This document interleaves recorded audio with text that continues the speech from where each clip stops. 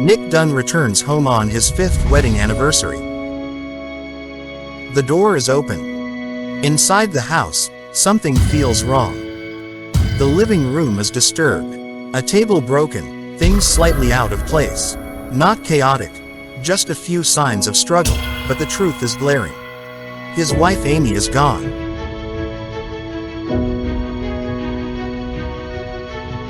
To the outside world, Nick and Amy were perfect. They met in New York. Two smart, attractive people who fell in love almost instantly. Amy wasn't just admired, she was iconic. Amy was the inspiration behind a famous book character, Perfect Girl, created by her parents. Their life looked like a dream. But dreams don't always survive reality. After losing their jobs, they moved to Nick's quiet hometown. And that's where things begin to fall apart. And slowly, that perfect image begins to crack.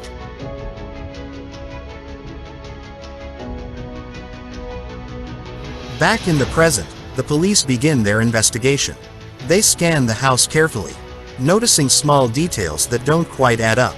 There's no clear sign of forced entry. No obvious evidence of what happened.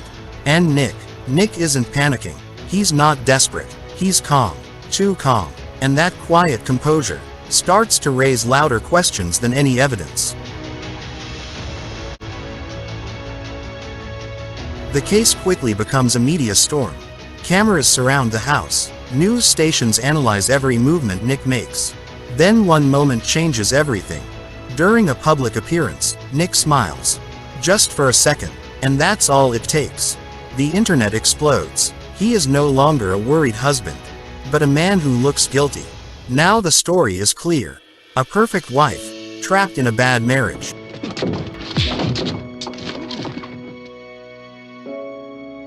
Then the police uncover Amy's diary.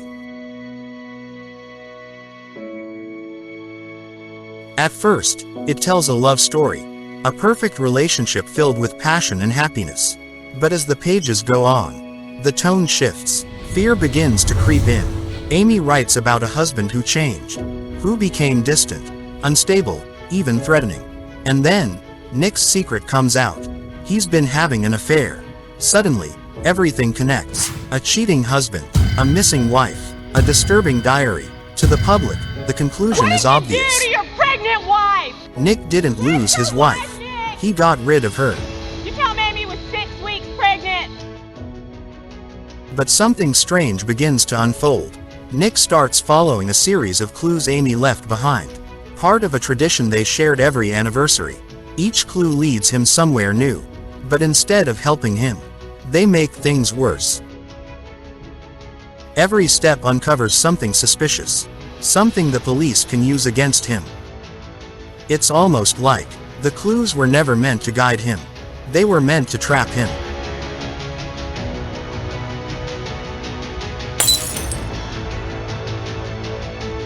And then, everything flips. The truth is revealed. Amy isn't missing. She planned everything. The diary, fabricated. The crime scene, staged. The clues, carefully designed. She studied real crime cases, learned how investigations work, and built a story where Nick becomes the villain. This isn't emotional revenge. It's calculated, precise, and terrifyingly controlled. Now in hiding, Amy watches the world react. The media tearing Nick apart. The police closing in on him. Everything is going exactly as she planned. Until it isn't. Her money gets stolen. Her control starts slipping. And for the first time, the mastermind is forced to improvise.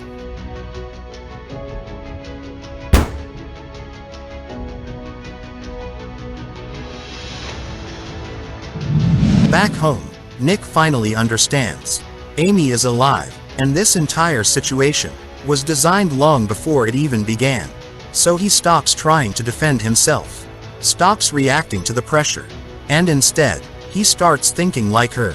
Because this was never just a disappearance. It was a game, a carefully planned battle of control, between two people who know each other too well. And now, Nick isn't trying to escape the trap anymore. He's trying to survive it. Because when someone plans every move ahead of you, the only way out is to become just as dangerous. So it is with Nick and Amy. Some people don't just walk away from a relationship.